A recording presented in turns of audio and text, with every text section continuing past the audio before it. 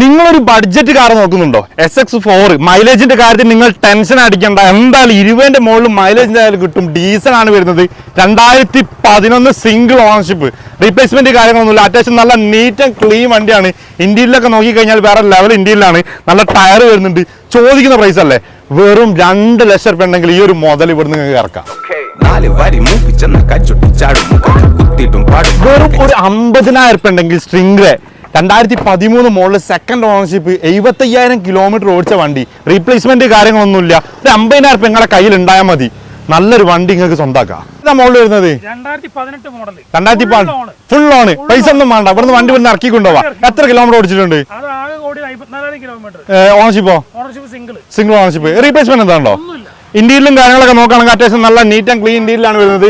ടയറും ഉണ്ട്, അത്യാവശ്യം ടയർ വരുന്നുണ്ട്. ഇത് ലാസ്റ്റ് ഫൈനൽ പ്രൈസ് എത്ര? 3,60,000 360,000. പ്രൈസിന് ആവശ്യമുള്ളല്ലേ?